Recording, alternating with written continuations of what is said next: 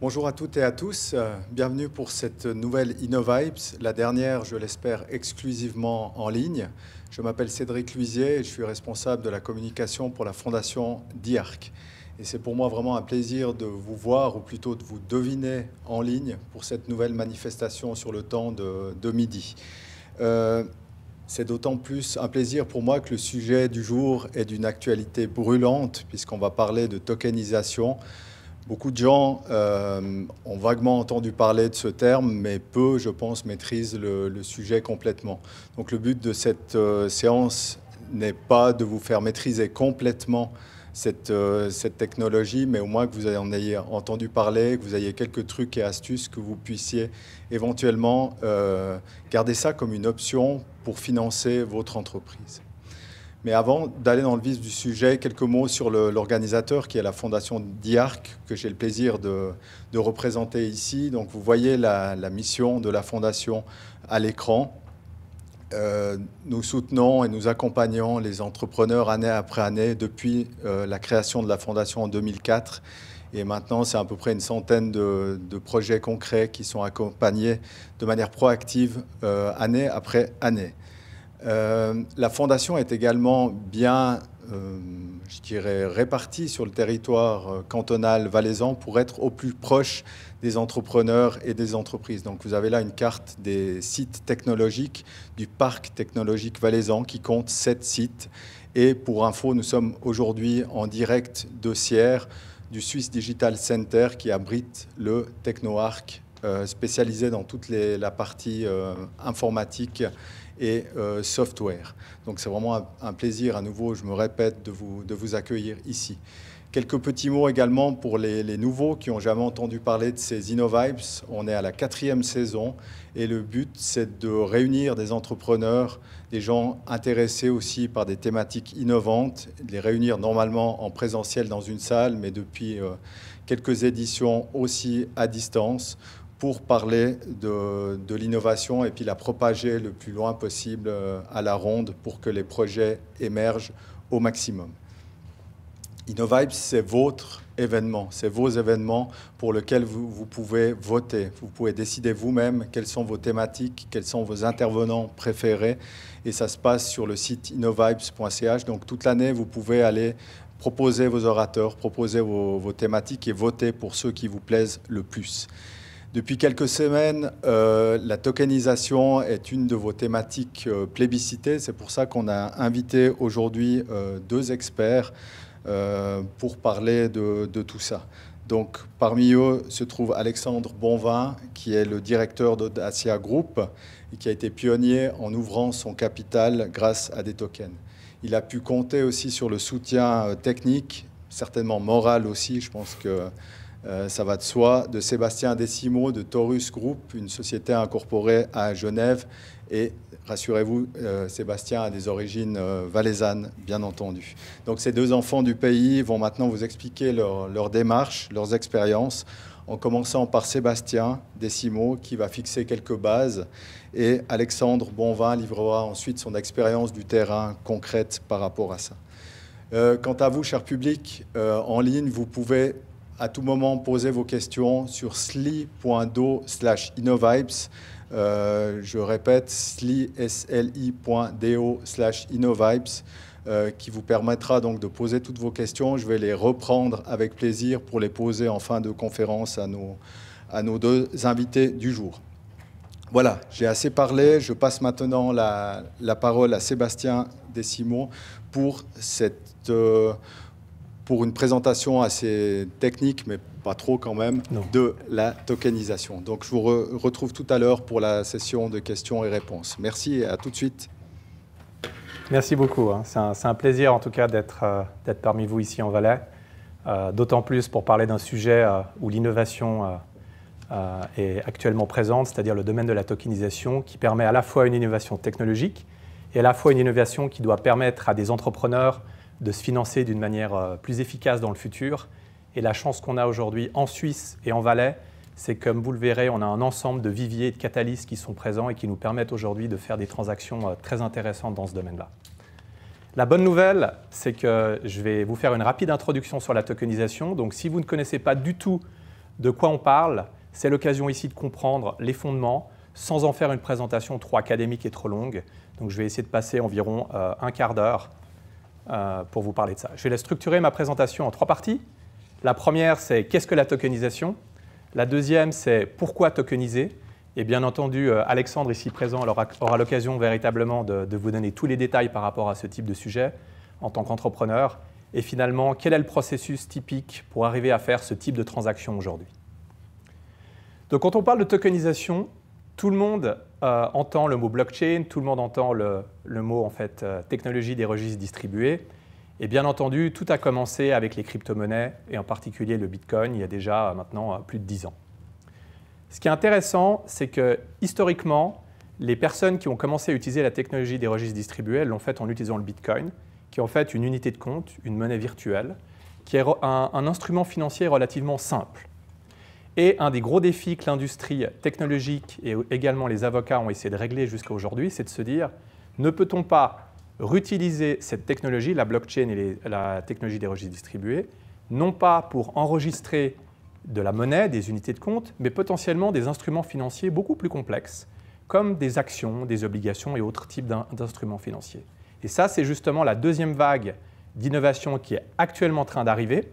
C'est une vague d'innovation qui est un peu plus compliquée que la première, parce que la première vague d'innovation, c'était une vague d'innovation technologique, alors que cette deuxième vague, elle nécessite de faire certains ajustements d'un point de vue réglementaire et autres, parce qu'on commence à toucher des instruments financiers qui sont soumis à des lois et à des contraintes relativement élevées.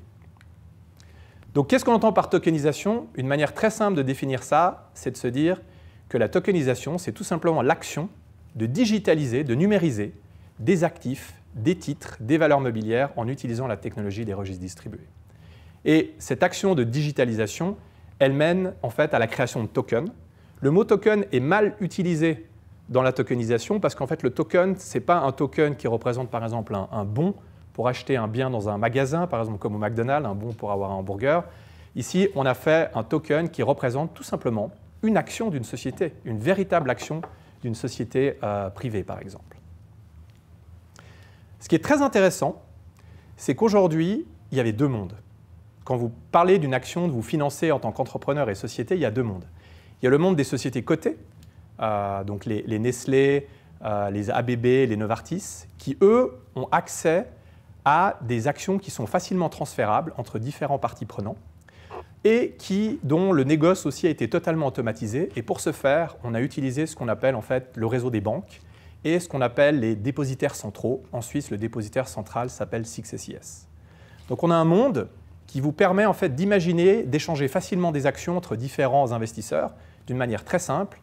La difficulté de ce monde-là, c'est que la barrière pour entrer dans ce monde est très élevée. Comme vous le savez, pour vous financer sur le marché des capitaux publics, les barrières d'entrée en termes de market cap, en termes de chiffre d'affaires minimum sont beaucoup trop élevées aujourd'hui pour permettre à des PME ou bien à des sociétés d'une taille un peu plus faible d'accéder à ce type d'initiative.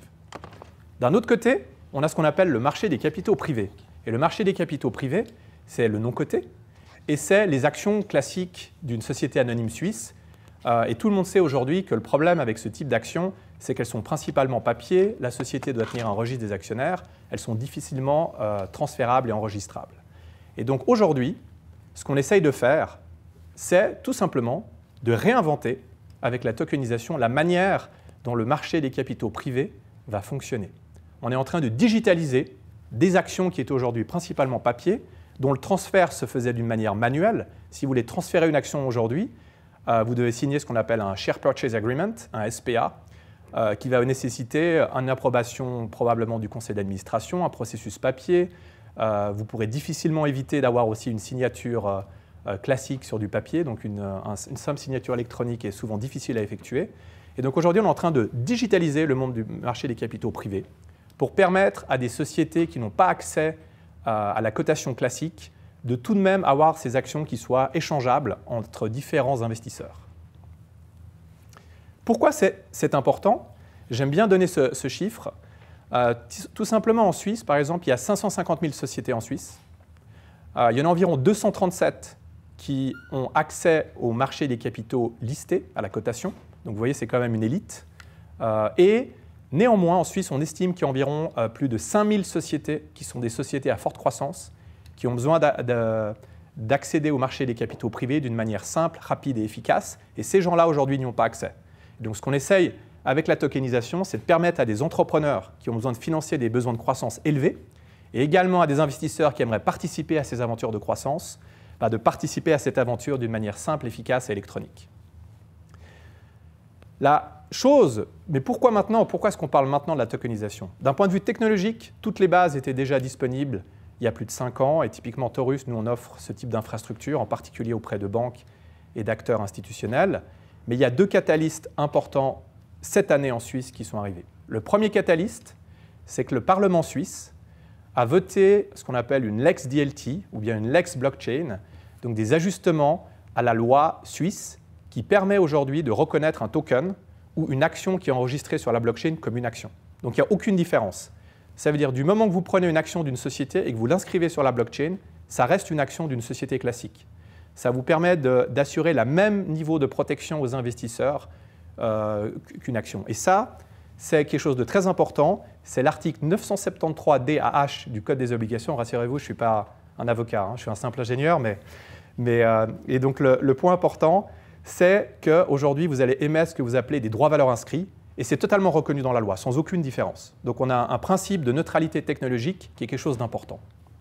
Et ça, c'était un facteur bloquant pour la tokenisation, même si c'était déjà possible il y a quelques années, parce que certaines personnes allaient venir vers vous et vous dire, écoutez, je ne suis quand même pas à l'aise, qu'est-ce qui me dit que l'action enregistrée sur la blockchain est une véritable action? Est-ce qu'il y a une certitude juridique pour ça? Ce problème est réglé depuis le 1er février 2021 en Suisse, pas forcément dans les autres pays. Le deuxième point, c'est que la digitalisation d'une action, c'est bien sûr, on rend une action électronique, mais à la fin, pour faire quoi? Et une des finalités les plus essentielles dans la digitalisation, c'est de permettre à ces actions d'être facilement échangeables à la vitesse de la lumière entre différents actionnaires et investisseurs. Et pour ça, vous avez besoin d'une place de marché, et en l'occurrence, une place de marché réglementée. Pourquoi? C'est que les crypto-exchanges, tout le monde a entendu parler des crypto-exchanges, les crypto-monnaies ne sont pas des instruments financiers qui sont soumis à une réglementation prudentielle importante. Donc de facto, la plupart des crypto-exchanges ne peuvent pas supporter l'échange de ce qu'on appelle des actifs numériques ou bien des actions tokenisées. Et de la même manière, les bourses classiques ne supportent pas la technologie blockchain. Donc on avait le besoin aujourd'hui d'avoir le régulateur, d'avoir les premières sociétés qui vous permettent, d'une manière totalement réglementée, ici on parle de la FINMA, qui vous permettent d'échanger ce type de valeur numérique, donc d'avoir une bourse numérique pour les tokens. Et typiquement, Taurus, on a la chance d'avoir eu cette licence qu'on a eue il y a de ça quelques semaines et d'avoir mis en place la première place de marché indépendante en Suisse d'actifs numériques pour des valeurs tokenisées.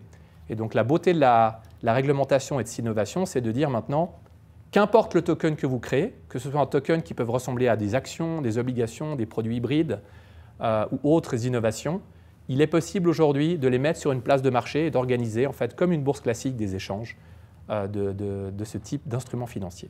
Donc ça, c'est le point qui nous rassemble tous aujourd'hui. Donc les personnes qui considèrent la tokenisation aujourd'hui, il faut être conscient qu'on est au début d'une nouvelle vague et qu'aujourd'hui, tout ce qui est juridique, technologique et réglementaire est réglé, tout du moins en Suisse. Pourquoi tokeniser? Alors là, je laisserai un peu plus Alexandre exprimer par la suite le point de vue des émetteurs.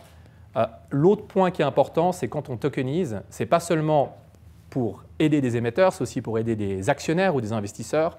Et l'idée ici, entre autres, ce que j'aime bien dire, c'est la possibilité pour des entreprises locales, d'une certaine taille quand même, de digitaliser, de rendre leurs actions échangeables, de permettre à des gens de participer au capital et surtout de sortir à tout moment, alors qu'aujourd'hui, c'est des sociétés privées. En général, si vous voulez vendre une action d'une société privée, vous avez pas de transparence sur quels sont les prix. Est-ce que vous connaissez des gens qui seraient prêts à racheter vos actions? Vous n'avez pas cette vue. Et typiquement, ici, on essaie de régler ce type de problème-là, mais je laisserai Alexandre vous expliquer un peu plus ça par la suite. Alors vous allez me dire, est-ce que la tokenisation, c'est le Saint Graal? Est-ce qu'il n'y a que des avantages à la tokenisation? Alors je dirais, globalement, il y a énormément d'avantages à la tokenisation. Après, il y a quelques éléments qu'il faut quand même garder en tête, qui restent importants.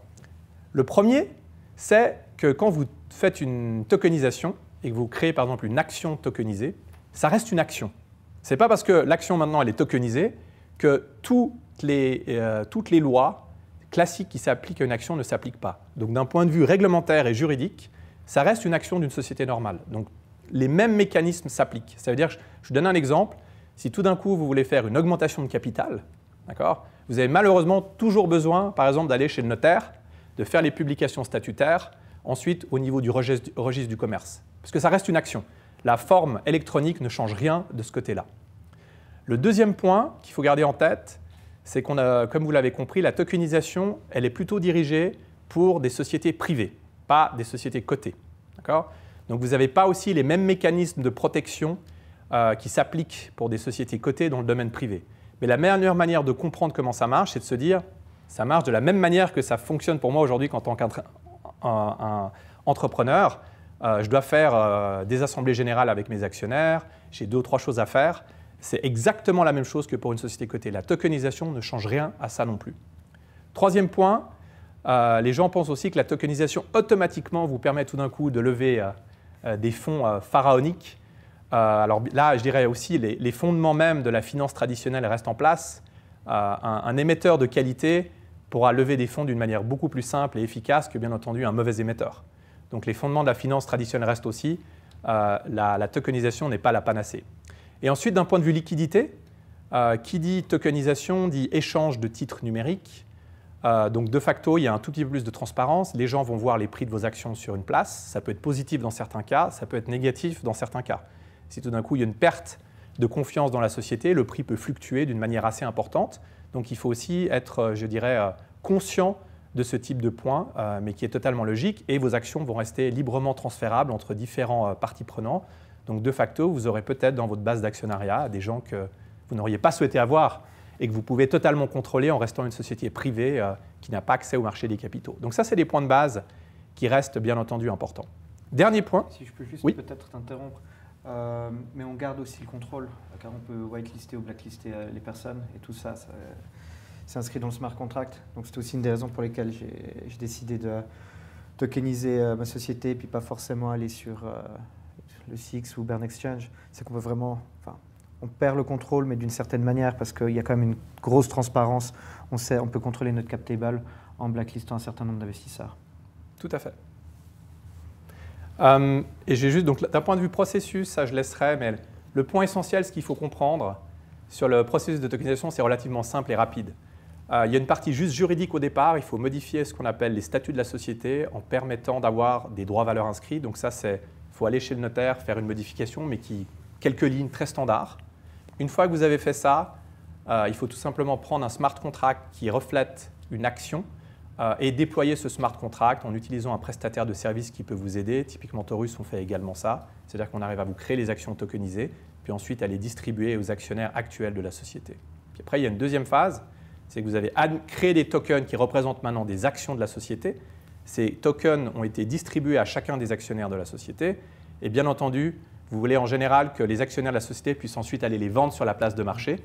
Donc vous, en tant qu'émetteur, en tant que société, vous devez trouver une ou plusieurs places de marché qui vous permettent d'admettre au négoce vos tokens et qui permettent à des actionnaires et à des vendeurs de les acheter ou de les vendre. Donc c'est un processus assez simple aujourd'hui. Mais de nouveau, ça n'empêche pas de pouvoir faire des ventes en direct, ce qui est important, parce qu'il n'y a pas forcément tout le monde aujourd'hui. Je pense que tu en parleras après, mais il n'y a pas tout le monde qui peut aller s'inscrire sur la plateforme TDX, que les investisseurs qualifiés.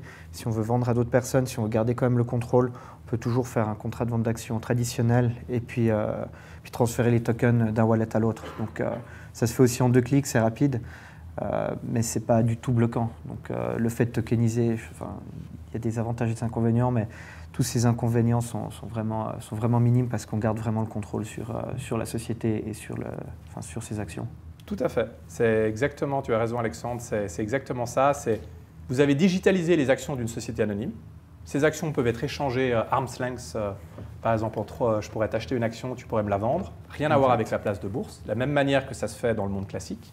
Et effectivement, si quelqu'un tout d'un coup ne trouve pas, si moi j'aimerais en acheter une, mais je ne trouve personne pour en acheter une, tu ne peux pas m'en vendre, je peux potentiellement aller sur TDX, qui est cette plateforme, et voir s'il y a d'autres gens qui sont connectés dessus pour me vendre des actions digitalisées. Ouais. Et l'un n'empêche pas l'autre. Il y a aucune... Et de la même manière qu'on peut imaginer dans le futur qu'on peut avoir ces mêmes actions qui sont listées sur différentes places de marché au même moment, par exemple dans d'autres pays dans le futur. Ouais. Donc effectivement, ce qu'on essayait de dire ici, Ce qui est assez intéressant aujourd'hui dans la place TEDx qu'on a lancée au niveau de Taurus, c'est que c'est une place de marché bien sûr totalement réglementée, parce qu'on est en train de traiter des actions, donc on ne peut pas organiser une place de marché sans être réglementé par le régulateur. Et on arrive à mettre en place des schémas de liquidité relativement innovants. Parce que bien entendu, la liquidité n'apparaît pas d'une manière d'un coup de baguette magique. Ce n'est pas parce que vous avez digitalisé vos actions qu'elles sont tout d'un coup, plein de gens aimeraient les acheter. Donc il y a un véritable exercice de ce côté-là. Et ce qu'on peut faire, c'est qu'on peut paramétrer ce qu'on appelle des places de marché à trading continu, comme des crypto-monnaies ou la bourse traditionnelle. Et également, ce qu'on a fait dans le cas avec Audacia, c'est d'organiser ce qu'on appelle des enchères tous les mois. Ça veut dire qu'il y a un événement tous les mois, on peut le faire toutes les semaines, tous les 6 mois, tous les trimestres. Et il y a une enchère où tous les gens qui seraient prêts à en vendre peuvent aller se connecter, offrir le prix auquel ils sont prêts à vendre. Les acheteurs viennent faire exactement la même chose. Ils disent « je serai prêt à acheter ces actions d'Audacia pour un prix maximum de temps ». Et à la fin de l'enchère, il y a un prix automatique qui est le même prix pour tout le monde, qui est calculé automatiquement et qui maximise le volume entre l'offre et la demande d'une manière efficace. Et donc il y a une véritable possibilité aujourd'hui de configurer des schémas de liquidité relativement innovants qui permettent aussi de préserver les intérêts de tous les participants autour de la table. Ouais. Non, à peu près, ça reste toutes les sociétés aujourd'hui, si vous soyez coté ou pas, si vous voulez aller vendre vos actions, il y a un roadshow à faire, il faut aller voir des investisseurs. C'est pas magique, c'est pas parce qu'on se cote là-dessus qu'on arrive à le faire. Même à l'époque, pendant les ICO, quand c'était période un peu malade, souvent on compare les ICO à ce qui se passe aujourd'hui et c'est pas du tout la même chose. Même à l'époque, ces sociétés devaient aller chercher des investisseurs. Donc il y a un travail en amont à faire, ça ne change pas des masses, on crée de la liquidité. Mais c'est clair que ce n'est pas d'un coup de baguette magique. On a des millions d'investisseurs qui viennent et qui veulent mettre de l'argent sans rien regarder. Donc la société elle doit prouver qu'elle fait bien son job, aller faire aussi un peu du marketing, tirer en one-to-one avec différents acteurs et publier des comptes et puis rendre des comptes surtout aux investisseurs derrière. Ce qui va grandement influencer le cours. C'est de nouveau, si on fait des mauvais chiffres, il y aura plus de gens qui seront vendeurs. Puis si on fait des très bons chiffres, il y aura peut-être des gens qui seront plus d'acheteurs. Tout à fait. Donc c'est exactement, ça m'amène là, c'est quels sont les... Puis après, on va laisser aussi un peu Alexandre témoigner d'une manière un peu plus précise sur les drivers de son choix. C'est un peu quels sont les prérequis. Imaginons, on a tokenisé les parts, on a vu qu'il fallait un avocat juste pour nous aider à changer les statuts. Ouais. Quelqu'un nous a aidé, une société comme Taurus par exemple, à tokeniser les parts, donc simplement à les créer sur une manière numérique. Maintenant, on aimerait les admettre au négoce. Est-ce qu'il y a des prérequis aujourd'hui pour être admis sur TEDx? Il y a des prérequis au niveau des émetteurs, il y a des prérequis au niveau des investisseurs. Au niveau des émetteurs aujourd'hui, on demande pour des sociétés, donc il y a d'autres véhicules d'investissement, pour des sociétés classiques, 2 ans d'opération, c'est-à-dire que la société doit exister au moins depuis 2 ans, et avoir typiquement un chiffre d'affaires de 5 millions minimum, pas forcément les 2 dernières années, mais la dernière année. Il faut également que vous avez des comptes audités, pas forcément un audit ordinaire, ça peut être un audit restreint ou limité, mais c'est bien important, c'est que si on veut les admettre au négoce, il faut quand même qu'il y ait une base minimum d'évaluation de la part des investisseurs pour prendre leur propre décision d'investissement dans ce type d'opportunité. Et ce qu'on demande également, ce qu'a fait typiquement Audacia, c'est de mettre en place sur votre site web une section dédiée aux investisseurs avec des informations minimum pour que les gens fassent une décision documentée. Pour être admis au négoce sur TEDx, il y a un onboarding fees et ce qu'on appelle une trading admission fees qui vous permet à vous, en tant qu'émetteur, d'être admis et d'être disponible sur la place de marché, sachant que TEDx se réserve le droit de refuser tout type d'émetteur parce qu'on doit aussi également faire différents contrôles pour s'assurer que les choses soient faites dans les règles de l'art. D'un point de vue investisseur, par contre, il y a un point important, comme l'a évoqué Alexandre, c'est qu'aujourd'hui, TEDx, il y a 2 manières. Il y a des banques qui se connectent sur cette plateforme et qui peuvent donner accès à ces opportunités d'investissement à leurs propres clients. Et il y a également la possibilité pour des clients dits professionnels ou qualifiés de s'onboarder directement sur la plateforme.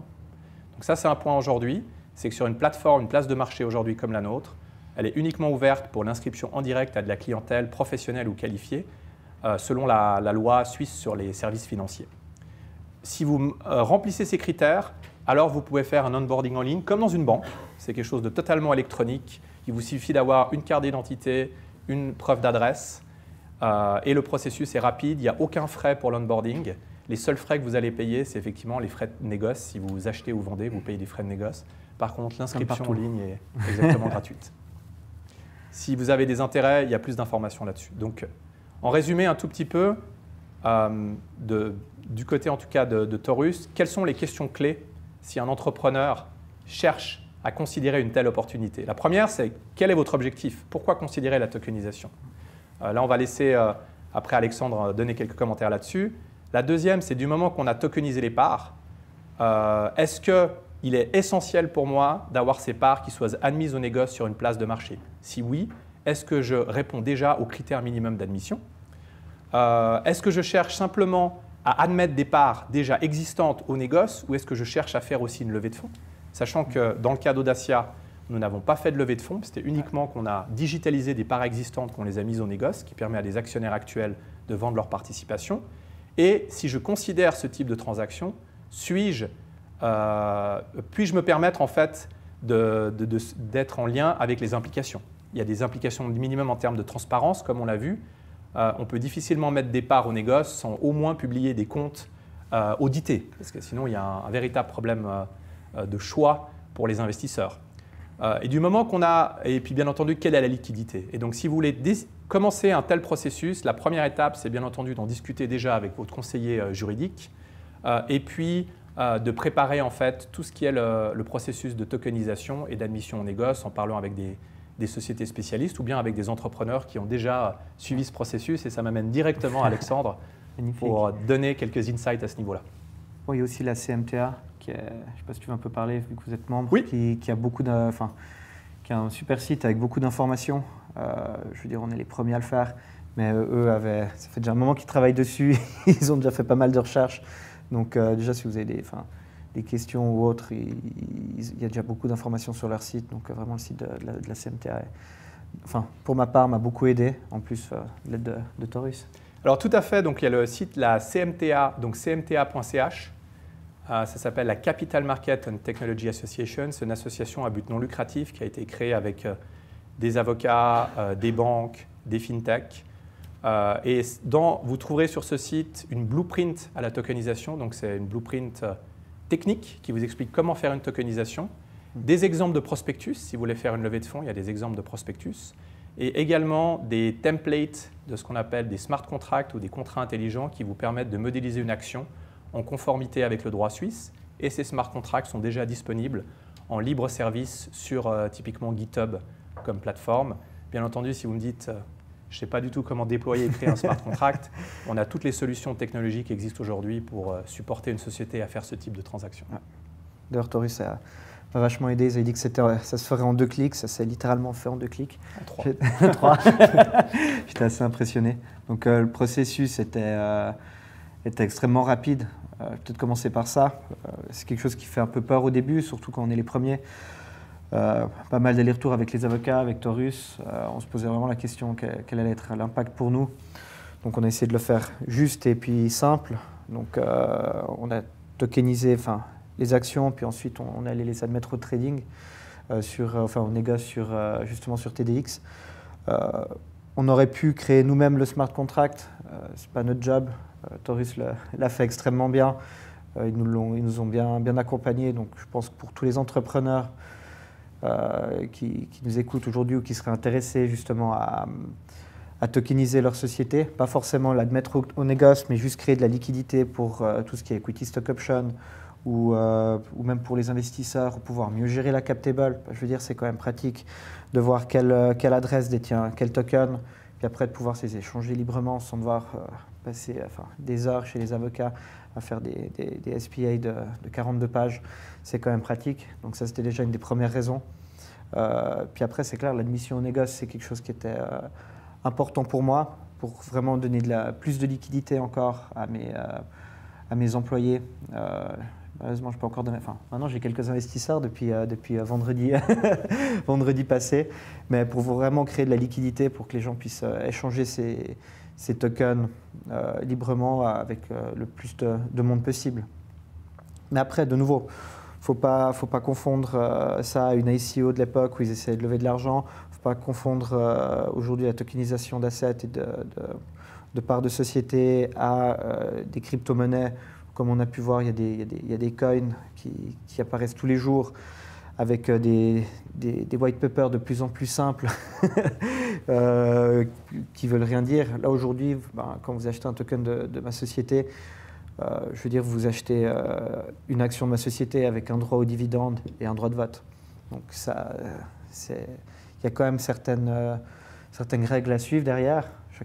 Chaque token holder, on va dire, est actionnaire de ma société. Et pour moi, c'est important de respecter les choses et de bien le faire. Donc c'est pour ça, le but c'était d'être dans les premiers.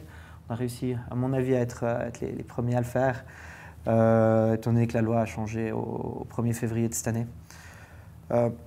Vraiment, pour moi, je pense qu'aujourd'hui, on parle beaucoup de la blockchain. Donc, ça a été créé sur l'Ethereum. Ça ne veut pas dire que ça va être sur l'Ethereum dans 20 ans. Mais les gens, en fait, aujourd'hui, vous vous en fichez un peu sur quelle technologie vous utilisez quand vous achetez des actions sur SIX. Donc, je pense que dans quelques années, tout sera sur la blockchain. Ce sera beaucoup plus sûr. Donc, autant commencer tôt. En tant qu'entrepreneur, pourquoi est-ce qu'on ferait ça ? Sébastien l'a bien dit, pour beaucoup de gens, c'est pour lever de l'argent. Par contre, il ne faut pas oublier que si vous levez de l'argent, il y a un prospectus à faire ou alors il y a vraiment un roadshow. Ça ne vous empêche pas de devoir présenter des comptes, un business plan et puis de faire les choses bien. Ce n'est pas parce qu'on tokenise qu'on lève de l'argent en claquant des doigts. Mais l'autre possibilité, c'est pour des sociétés qui ont déjà un certain nombre d'investisseurs, une cap table assez biscornue, on va dire, avec une partie d'ESOP, une partie d'employés qui sont rentrés, de pouvoir gérer ça beaucoup plus facilement sur la blockchain. En plus, moi je trouve que c'est génial. Le jour où toutes les sociétés seront tokenisées, de pouvoir tout avoir sur son wallet, c'est beaucoup plus simple de pouvoir regarder. Au début, on ne verra pas forcément la valorisation de ces titres, vu qu'il y aura beaucoup d'échanges qui se feront hors marché, hors plateforme. Mais c'est clair que grâce à des plateformes comme TDX, ça permet déjà de donner une certaine valorisation à la société, ce qui est parfois compliqué pour beaucoup de startups. On ne sait pas s'il vaut 40, 50, 60 millions ou peut-être moins. Là, ça permet vraiment d'avoir plus de personnes qui ont leur mot à dire. C'est clair qu'aujourd'hui, moi, si je vais voir un VC et puis que j'ai vraiment besoin d'argent, c'est plutôt lui qui va avoir le pouvoir de négociation, alors qu'aujourd'hui, on pourrait partir sur une sorte de crowdfunding où on fixe les règles. Après, l'idée d'avoir tout qui est noté dans un smart contract, où dès qu'on achète le token, on valide tous les points du contrat, je trouve ça extraordinaire, que ce soit pour le shareholder agreements ou le SPA. Ça évite vraiment beaucoup de paperasse. On est les premiers à le faire, mais je veux dire, dans le futur, plus personne ne voudra s'embêter à aller chez les avocats, à faire des assemblées interminables, renégocier à chaque fois le shareholder agreements dès qu'il y a un nouvel actionnaire ou autre. Je l'ai vu dans ma courte carrière, comment c'est compliqué à chaque fois qu'il y a des investisseurs qui veulent rentrer ou sortir. Et surtout, ce qui est horrible aujourd'hui, c'est qu'il y a beaucoup d'entrepreneurs qui ont une boîte depuis 10, 15, 20 ans, qui ont un besoin d'argent, que ce soit pour aller s'acheter un appartement, investir dans une autre société ou parce qu'ils ont un problème privé. Et ils doivent sortir une partie. En règle générale, là, ils vont se retrouver en face de requins qui vont essayer de leur piquer leur boîte et ils vont perdre le contrôle. Tandis qu'avec ces tokenisations, ils pourront plus facilement aller vendre une partie de leur capital action, soit à leurs clients, soit à des amis, soit à d'autres investisseurs. Et derrière, on achète un token, le transfert se fait facilement. On s'est amusé à s'envoyer quelques tokens pour voir. Hors plateforme aussi, parce que pour moi c'était important de voir si je n'étais pas locké sur une plateforme. Mais en fait c'est très simple, j'ai gardé une partie de mes tokens hors plateforme que je peux trader, vendre, offrir ou n'importe à qui je veux. Et pour moi c'est important, je garde vraiment le contrôle sur mes actions, j'offre de la transparence aux investisseurs, même à mes employés. Et aujourd'hui je pense que la transparence c'est key. Donc ça, c'est quelques-unes des raisons.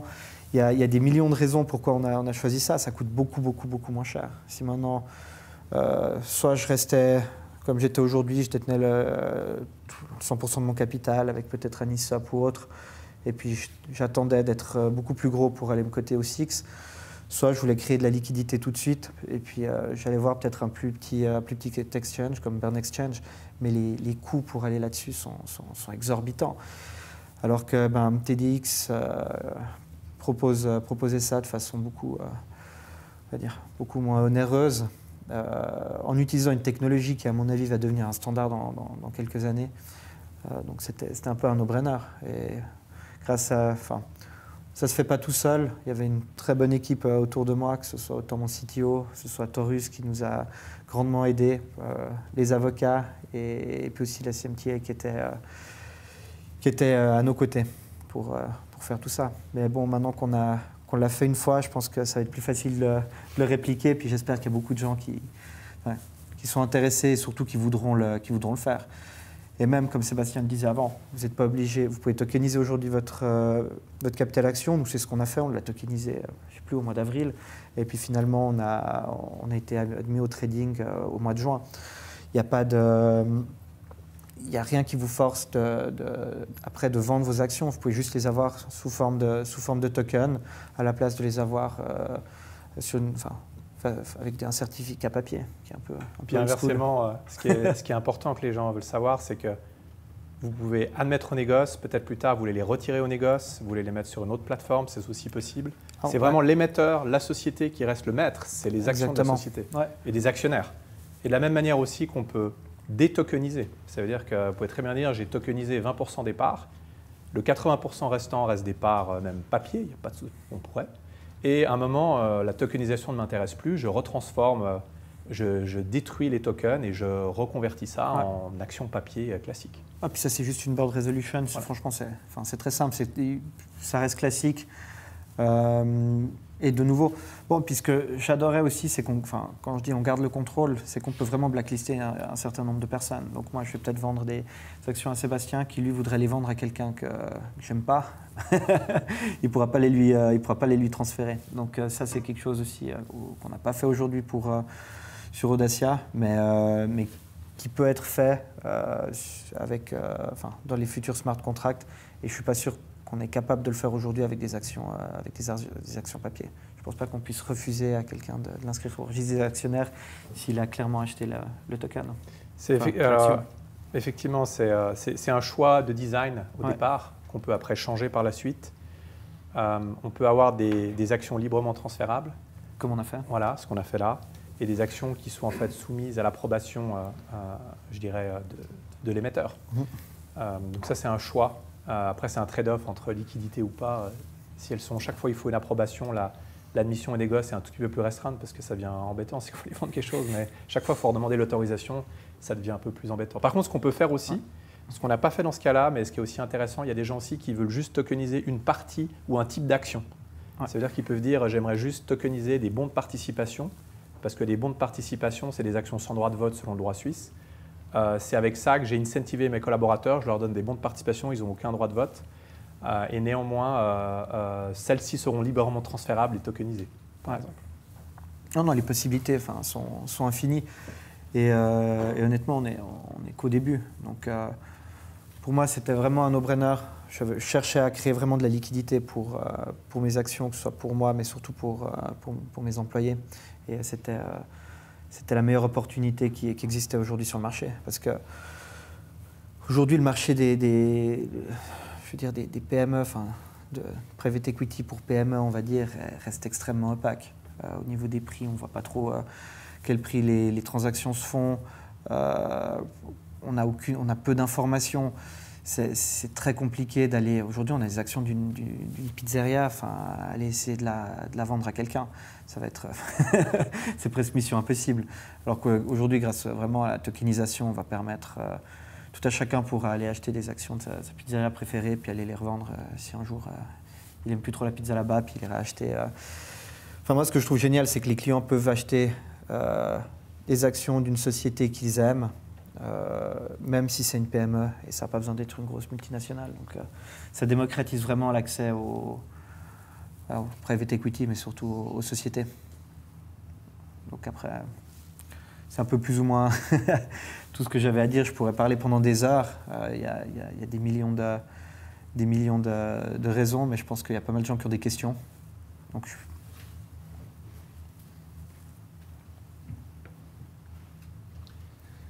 Oui, effectivement. Il y a pas mal de questions, donc je vais les prendre un petit peu en vrac. Donc déjà, merci pour les avoir posées. Vous pouvez continuer encore à les poser sur sli.do/innovibes. Peut-être déjà juste une chose, Alexandre, si vous pourriez rappeler en quelques mots ce qu'est le groupe Audacia. C'est vrai que peut-être que tout le monde vous connaît, mais juste rappeler quelques éléments qui situent un petit peu la taille de votre entreprise et les activités. C'est peut-être intéressant pour les gens. Oui, alors j'ai fondé Audacia en 2018. On est une société active dans l'e-commerce. On détient plusieurs sites d'e-commerce qu'on a rachetés. Aujourd'hui, on lance aussi certains sites. On a une 50aine de collaborateurs basés à Sion. Et puis, il faut aller sur le site d'Audacia si vous voulez avoir les chiffres exacts. Je ne vais pas m'étendre là-dessus, mais on a une belle croissance. La technologie est vraiment au cœur de notre ADN, d'où le fait d'avoir choisi aussi d'utiliser une nouvelle technologie et puis pas de partir sur les méthodes anciennes et papier pour l'ouverture du capital. Très bien, merci beaucoup. Il y a quelques questions, comme on peut s'en douter, sur le coût de l'opération. Je ne sais pas si on peut donner une fourchette ou si on peut être transparent à ce niveau-là. Je vous laisse volontiers la parole et vous exprimer par rapport à ça. Alors, tout ce que je peux dire, c'est que normalement, ça coûte des centaines de milliers de francs, voire des millions. Puis c'est plutôt dans les millions d'aller faire une vraie cotation. Après, je vais laisser Sébastien s'il veut s'étendre un peu plus sur les prix qu'ils font, mais on est très très loin de là. Tout à fait, non, on est plutôt... vous le voyez, il y a aussi... moi, ce que je dirais, c'est qu'en bas de notre site web, si vous allez sur t-dx.com, en bas, il y a quelque chose qui s'appelle pricing. Vous pouvez aller voir. Effectivement, on a une FIS au début juste pour analyser le dossier avant de considérer l'admission au négoce. C'est 5 000 francs, donc le minimum déjà pour faire ça. Et puis après, on a des frais récurrents qui sont en fait fonction aussi de la taille de la société et du schéma de liquidité que vous voulez faire. Je donne un exemple. Quelqu'un qui vient vers moi et qui veut mettre au négoce sa société et qui dit on va organiser des événements de liquidité avec une auction, une enchère, une fois par année, bien entendu, ce ne sera pas le même prix que quelqu'un qui va faire une auction tous les mois ou même du continuous trading. Donc mais dans l'ordre de grandeur, on est clairement en dessous des centaines de milliers de francs, on est en dessous de 100 000 francs, tout compris, parce qu'il y a aussi l'avocat. Il faut quand même payer un tout petit peu des frais d'avocat pour mettre à jour les statuts de la société, par exemple. Puis vous aider aussi à véritablement mettre en place quelque chose qui corresponde à vos propres besoins. Donc on est vraiment dans une démocratisation du processus. Je pense que ce n'est pas un vain mot, ça veut dire que c'est vraiment aussi pour toute PME qui veut ouvrir son capital. Après, il y a juste, pour être admis au trading, il faut avoir des comptes audités. Mais à mon avis, la plupart des boîtes aujourd'hui, en tout cas un audit restreint.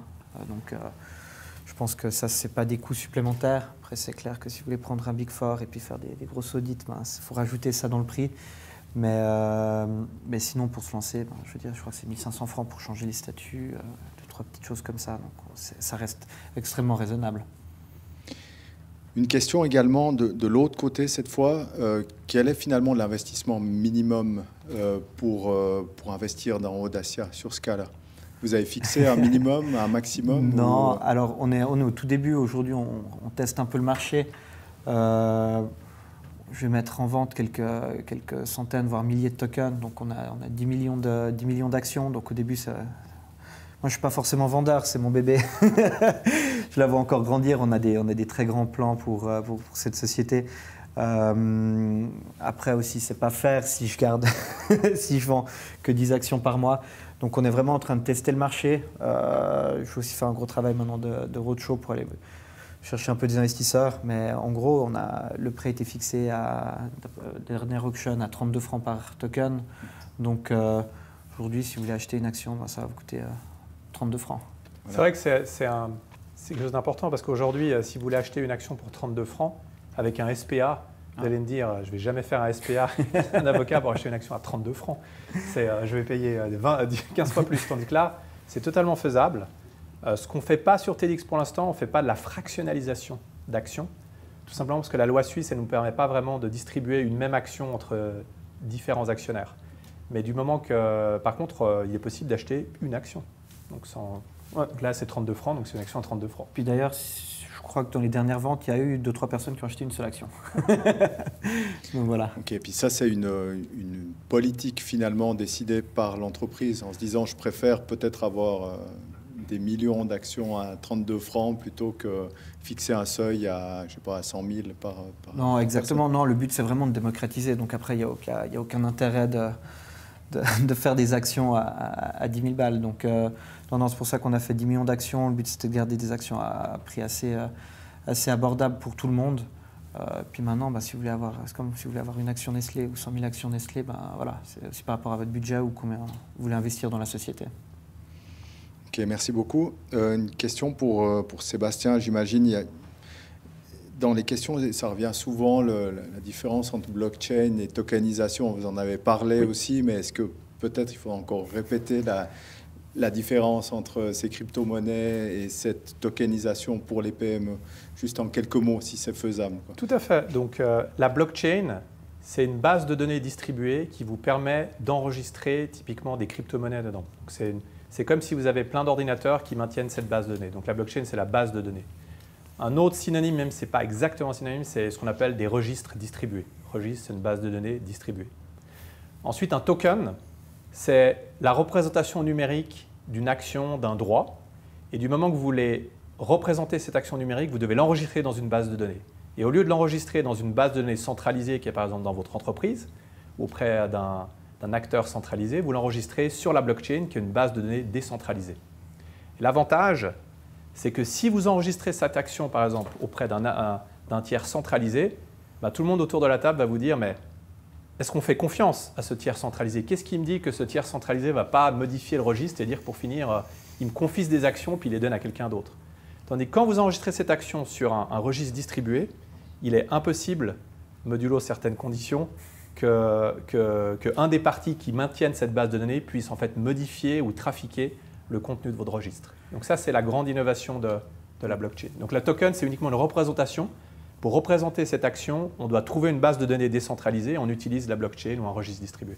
Et tu disais avant justement que c'était des certificats d'action, mais aujourd'hui c'est pour tout type d'asset. Donc j'ai vu qu'il y avait des caisses de vin, on peut vraiment tokeniser n'importe quoi. Voilà, le token représente en fait un asset, représente quelque chose, et on le met sur la blockchain. Comme ça, c'est géré de façon décentralisée, puis il n'y a pas quelqu'un qui peut dire non, c'est à moi, alors que ça ne lui appartient pas. Et une autre manière de le voir aussi, des fois les gens comprennent la métaphore de l'Internet des valeurs. En fait, la blockchain, c'est une sorte de super réseau, comme l'Internet. L'Internet, vous enregistrez des informations, mais dans ce super réseau, vous enregistrez des choses qui ont de la valeur. Et il est impossible pour différentes personnes de vous voler ces objets de valeur, et c'est vous, en tant que participant à ce réseau de valeur, qui avez l'entier pouvoir de discrétion sur les objets que vous enregistrez dans ce gros coffre-fort numérique. Très bien, merci. Là, vous allez me dire aussi si on confond à nouveau, il y a une question sur la sempiternelle consommation d'énergie, impact environnemental. Est-ce qu'en tokenisant comme l'a fait Audacia, on doit avoir des remords par rapport à la gestion de l'environnement et du climat? Alors c'est clairement un sujet. La bonne nouvelle, c'est qu'aujourd'hui, dans les nouvelles technologies blockchain, il y a des blockchains qui sont vertes, qu'on appelle vertes. Parce qu'effectivement, tout le monde pense au réseau Bitcoin, qui est un réseau qui utilise énormément d'énergie parce qu'il utilise un algorithme pour se mettre d'accord que toutes les personnes autour de la table, qui s'appelle le Proof of Work, qui consomme énormément d'énergie. Mais aujourd'hui, on a typiquement la blockchain Tezos, qui est verte. Elle utilise une nouvelle génération d'algorithmes qui ne consomment quasiment plus d'énergie. Et entre autres, la blockchain la plus intéressante pour la tokenisation aujourd'hui, c'est le réseau Ethereum. Et le réseau Ethereum est également en train de migrer sur en fait, un algorithme de type Proof of Stake qui est vert et beaucoup plus écologique. Donc cette tendance, elle s'affirme de plus en plus. Bon, puis après, c'est chacune des transactions. Une fois qu'on a tokenisé, ça consomme un peu d'énergie. Mais après, si je ne me trompe pas, du moment qu'il n'y a pas de transaction, on ne consomme rien du tout. Donc, la première fois un peu, si après ça trade énormément, ça a consommé de l'énergie. Mais je veux dire, aujourd'hui, le CIX, à mon avis, doit aussi consommer pas mal d'énergie avec le nombre de transactions qui se passent. Donc voilà. Et puis on n'est pas bloqué de nouveau. Aujourd'hui, on l'a fait sur l'Ethereum, mais d'après ce que j'ai compris, on pourrait très bien changer de blockchain dans le futur si on trouve une blockchain plus efficiente. C'est exactement ça. C'est l'émetteur, le conseil d'administration, la société qui a le droit de dire à tout moment j'ai mes actions actuellement, elles sont sous la forme d'un token Ethereum. Et aujourd'hui, je freeze ces tokens-là, je les annule et je redonne aux actionnaires actuels un token Tezos, par exemple. Totalement faisable. Ok, merci beaucoup. Une petite question technique. Je regarde Sébastien, j'espère que vous comprendrez ce que je vais lire. Donc, dans le milieu de la tokenisation, comment s'effectue le paiement du dividende associé à l'action digitale? Est-ce que c'est un process? Est-ce que c'est en crypto-monnaie, en francs suisses? Enfin, voilà. Alors, c'est au choix aussi de l'émetteur. On peut choisir aujourd'hui comment on fait ça. Donc, le schéma de base, il n'y a aucun problème. On a donné une action tokenisée aux actionnaires. Bah, la même chose, aujourd'hui, on vous a donné un certificat papier. On ne pose pas la question, mais comment on paye la dividende en francs suisses? Ça peut être exactement la même chose si vous le voulez. Hein. Donc, on sait qui sont les actionnaires autour de la table. Vous pouvez me donner tous les IBAN des actionnaires et la société va procéder au paiement des dividendes. Après, c'est aussi totalement envisageable de décider au niveau du conseil d'administration de dire que la dividende va être convertie des francs suisses, qui est la monnaie statutaire par exemple de la société, en Ether, peut-être sous décision même des actionnaires, et que ces paiements seront faits directement sur les wallets des détenteurs de ces actions tokenisées. Donc c'est au choix. Aujourd'hui, on peut acheter les actions Dacia uniquement en francs suisses, mais le but c'est peut-être bientôt de pouvoir les acheter en Ethereum ou en Ether ou en Bitcoin. Donc voilà. Puis aujourd'hui, les dividendes seront payés en francs suisses, en tout cas pour ma part. Après, pour les autres, comme disait Sébastien, ils feront ce qu'ils veulent. Via un compte bancaire classique. Classique, exactement. D'accord, ok. Et ça reste, mais ça montre qu'il y a un des défis qu'on a aussi aujourd'hui, c'est d'avoir en fait sur la blockchain, là on a les actions tokenisées qui sont représentées sur la blockchain. Et un des gros défis qui est encore sur l'industrie, c'est d'avoir ce que les gens appellent les CBDC, c'est des monnaies centrales, comme par exemple le franc suisse qui est aussi enregistré sur la blockchain. Et du moment qu'on a ça, on pourrait très bien payer les dividendes d'Audacia en francs suisses directement sur un wallet avec du vrai franc suisse sur un wallet. Mais aujourd'hui, ce serait génial. Un vrai franc suisse n'existe pas tel quel sur une blockchain. Donc on doit toujours passer par les schémas de distribution et de paiement classiques. Très bien, merci beaucoup. C'est très clair. Pour une question technique, merci. Là, c'est un petit retour sur ce que vous avez dit, Alexandre. Donc, vous dites qu'il faut un minimum de 5 millions de chiffre d'affaires pour tokeniser une entreprise.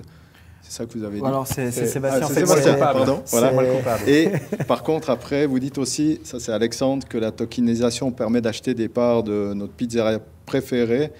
Est-ce que vous connaissez beaucoup de pizzerias qui font autant de chiffre d'affaires? Alors, en fait, il faut, peut-être on s'est mal exprimé, mais il faut 5 millions pour être sur TDX. Maintenant, vous faites 0 francs de chiffre d'affaires, vous avez juste une société, que vous voulez vous la partager entre plusieurs potes et puis mettre différents actifs dedans. Vous pouvez très bien la tokeniser puis les échanger. Donc après ça, vous avez vos tokens sur votre wallet. On a fait le test et puis on peut se les envoyer l'un l'autre. Par contre, pour les 5 millions, c'est aujourd'hui un requirement de Taurus. Peut-être qu'un jour, il y aura une autre plateforme ou bien peut-être que Taurus va baisser justement ses requirements. Je pense qu'aujourd'hui, c'est intéressant d'avoir quand même un certain nombre de règles, qu'on ne puisse pas avoir une société qui a été créée il y a 3 mois, qui n'a pas encore de chiffre d'affaires. Parce que je veux dire, il faut protéger quand même un peu les investisseurs. Et puis donc, il faut quand même que les sociétés soient un peu intéressantes, sinon il n'y aura pas forcément de volume pour que ça vaille la peine d'être sur une place de marché, passer un certain coût. On va payer tous les mois un fees pour être sur cette place de marché. Donc voilà. Mais non, donc tout le monde peut tokeniser, mais après c'est une question d'admission au trading. Tout à fait, c'est exactement ça. Et du moment que vous avez tokenisé, les gens pourraient se les échanger entre, comme vous avez fait entre vous, sans être admis au négoce sur TDX. Quelques questions aussi sur l'accès à TDX. Donc, un investisseur étranger, est-ce que c'est autorisé? Et puis l'autre, est-ce qu'un investisseur lambda, je ne sais pas exactement ce que c'est, mais voilà, peut acheter des tokens sur TDX? Alors, c'est comme on l'a dit, sur TDX, vous devez être en tout cas aujourd'hui, dans l'état de l'art, entre guillemets, il faut être un investisseur qualifié, enfin professionnel selon la loi suisse. Qu'est-ce que ça veut dire? C'est quelqu'un qui a 500 000 francs de fortune, d'accord? La connaissance dans la finance, ou selon la loi suisse, c'est des gens qui ne connaissent pas la finance, mais qui ont minimum 2 millions de fortune. Donc c'est quand même assez limité. Ça a été mis en place aujourd'hui pour éviter effectivement qu'il y ait des abus et que uniquement des gens qui connaissent quand même un tout petit peu l'investissement accèdent au capital de ce type de société. Ce qui n'empêche pas que si votre société aujourd'hui, vous pouvez avoir au capital des gens qui ne correspondent pas à ces critères, qui peuvent se les acheter entre eux sans passer par TDX. Je tiens encore à le dire. On garde le contrôle des actions. Donc, je peux vendre mes actions à qui je veux. Ça n'a pas besoin d'être des investisseurs qualifiés. Par contre, c'est clair, pour être sur TDX, il faut être un investisseur qualifié. Je trouve que c'est bien, ça protège les petits investisseurs, on va dire, et surtout, ça évite les dérives qu'on a vues ces dernières années. Surtout, pour moi, c'est une technologie qui va rester. Et puis, il faut éviter toute la mauvaise presse dessus, parce qu'à chaque fois, on fait 2 pas en avant, 1 pas en arrière. Très bien, merci beaucoup. Une question sur les domaines d'activité. Donc, Audacia, c'est du e-commerce, si on schématise. Là, j'ai une question. Est-ce qu'il y a des marchés correspondants pour la tokenisation dans l'immobilier, pour financer des infrastructures, par exemple? Bien sûr, il y a une énorme demande dans ce domaine parce que, comme vous l'avez compris, on parle du marché des capitaux privés. Donc, et dans le marché du capitaux privé, il y avait une de mes planches qui montrait ça. Le plus gros, outre le private equity et le venture capitalisme, vous voyez ici, sur les 289 trillions, là je parle en anglais, désolé, de dollars, il y a environ, je dirais, 75% de ce marché-là qui est l'immobilier. Donc là aussi, on parle de démocratisation, ça veut dire de rendre des actifs qui n'étaient peu ou pas liquides, de les fractionnaliser et de donner la possibilité à des gens d'acheter des parts beaucoup plus petites d'un appartement, d'un bien immobilier et puis ensuite de les vendre aussi, de les échanger sur cette place. Donc vraiment rien à voir avec le domaine d'activité. C'est pas plus dédié à des entreprises technologiques. Non, alors il n'y a pas du tout. Mais ça pourrait très bien être, comme on disait, des caisses de vin ou n'importe quel type d'actif. Ou une pizzeria. Ou une pizzeria ou une voiture. Enfin, on peut tokeniser n'importe quel asset et ça légalement depuis le début de l'année. Donc c'est hyper intéressant pour tous les domaines d'activité. Très bien. Donc il n'y a pas de limite aussi. Effectivement, ce qu'on observait, ce qui est logique, c'est qu'au début, je pense que c'est un point intéressant, c'est la tokenisation. Quand vous regardez, il y a des sociétés qui ont déjà fait de la tokenisation, même en Suisse. Hein, et même si l'environnement réglementaire avait quelques incertitudes, c'était quand même assez sûr. Mais c'était plutôt des sociétés qui maîtrisaient la technologie, puis ils connaissaient la blockchain, ils ont tout fait eux-mêmes. Ce qu'on est en train de dire maintenant, c'est que c'est ouvert à tout type d'acteurs, même si vous ne connaissez pas la blockchain. C'est totalement envisageable de faire une structure, vous n'avez pas besoin d'être un spécialiste dans ce domaine-là. Et TDX est ouvert, on n'a pas encore structuré des segments tech type Nasdaq ou un segment par exemple investissement responsable. C'est aussi des sujets, on aimerait bien. On pourrait même faire un segment Valais. Hein. On pourrait imaginer, on pourrait faire le segment valaisan si vous voulez, puis vous pourrez acheter des actions d'un bundle d'entrepreneurs valaisans. Ok, très intéressant, merci. Encore une question technique. Est-ce que ces méthodes de tokenisation permettent plus facilement d'intégrer des critères ESG? Ça vous parle des critères ESG? Bien sûr, bien sûr. Donc quand je parlais, bien sûr, on peut, mais ça reste la même chose qu'une société normale. D'accord? Donc il y a 2 manières. Si vous digitalisez votre capital, après, Taurus n'est pas par exemple quelqu'un qui va vous donner un rating ESG sur la société. C'est pas le cœur de notre expertise. Mais vous pouvez très bien imaginer, et je sais que d'ailleurs Audacia fait un effort dans ce sens-là. Je te laisse expliquer. Vas-y. Non, le but c'est après, c'est une place de marché. Donc aujourd'hui, vous allez sur le site, c'est une place de marché. Après, c'est à vous de faire votre travail, d'aller voir les sociétés qui vont faire un rating, d'aller voir les différents investisseurs et puis d'aller vendre votre société. Donc après, c'est juste que de l'autre côté, à la place d'acheter un certificat d'action papier, il achètera un certificat d'action digital qui se trouve être sur la blockchain Ethereum. Mais le travail doit être fait par la société parce que c'est pas magique, c'est pas parce qu'on tokenise que tout arrive cuit dans le plat. Très bien, merci beaucoup. Merci aussi à vous pour vos innombrables questions. Je ne vais pas réussir à toutes les donner, mais je voulais quand même vous entendre sur quelque chose qui est un des poumons de l'économie suisse, c'est la banque. Donc visiblement, il y a peut-être un petit peu de concurrence à ce niveau-là. Et une question, c'est est-ce que vous allez, grâce à ces méthodes-là, réussir à disrupter les départements private equity des banques? Je sais qu'il y a quelques banquiers en ligne qu'on salue. Donc on vous entend volontiers et du côté de l'entrepreneur et du côté je sais pas, vous êtes en train d'ubériser un petit peu le monde de la finance.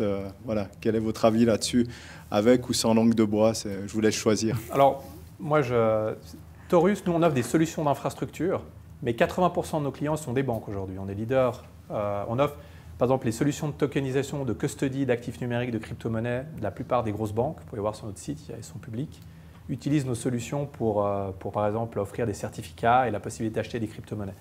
Donc nous, on voit pas du tout on voit vraiment les deux mondes comme complémentaires. La technologie, elle vous permet juste de démocratiser. Il y a des fois des gens qui ont été mis de côté, qui n'ont pas accès pour se financer d'une manière efficace. Et il y a quand même cette solution qui existe. Mais du moment que c'est un sous-jacent, par exemple, très intéressant pour des investisseurs classiques, on peut combiner les canaux. C'est-à-dire que des banques peuvent investir et souscrire dans votre société et en même temps des gens en direct. Donc c'est ça qui rend attractif, c'est vraiment cette notion de démocratisation. Et d'ailleurs sur TDX également, sur TDX, on a également des banques qui sont en train de s'onboarder. Des banques qui vont ensuite offrir la possibilité à leurs clients, on peut imaginer une banque cantonale par exemple ou autre chose, qui peut dire, ah ben tiens, sur TDX, il y a des sociétés valaisannes, on aimerait permettre à nos clients de souscrire à ces actions du poumon économique local. On peut très bien le faire, c'est assez simple. Si la banque est équipée correctement, elle peut se connecter à TDX et acheter ses actions pour le compte de ses clients et l'offrir d'une manière simple, sans que le client connaisse grand-chose à la blockchain. Et après, de nouveau, c'est une possibilité d'exit. Mais bon, on ne vend pas une société comme ça. Donc, je pense que toute la partie M&A des banques aura toujours un rôle à jouer, que ce soit autant pour trouver des gros investisseurs. Si maintenant on doit faire une levée de fonds, on aura toujours besoin de banques qui vont nous amener des clients. Après, pour des plus petites boîtes, peut-être, ça s'apparentera plus à du crowdfunding. Mais je ne pense pas que ça vient vraiment disrupter. C'est vraiment une nouvelle technologie qui vient on top. On voit que les banques, il y en a beaucoup qui s'intéressent justement à ça. J'espère qu'elles n'ont pas peur, mais au contraire qu'elles essayent d'embrace tout ça et puis de le voir comme une opportunité. Parce que c'est clair qu'aujourd'hui, si je dois aller lever de l'argent, je vais clairement aller voir une banque ou une boîte spécialisée dans le M&A ou autre pour essayer de m'aider dans mon roadshow. Ça ne change en rien le travail. C'est pas parce que je suis sur TDX maintenant qu'il y a des milliards d'investisseurs de l'autre côté, que je peux revendre la société comme ça ou qu'on n'a plus besoin de banque. Très bien, je pense que ça sera le mot de la fin. C'est parfait comme ça. Donc, merci messieurs pour vos interventions. Beaucoup. On arrive au bout du temps. Donc, c'était vraiment un plaisir de vous entendre. Voilà, on est au bout de cette retransmission. Je vous remercie pour votre écoute et votre visionnage, bien entendu. Et on se retrouve a priori le 10 septembre prochain en présentiel, j'espère, mais aussi en streaming pour une prochaine InnoVibes. Voilà, merci à tous. Bon appétit pour ceux qui n'ont pas mangé et à bientôt.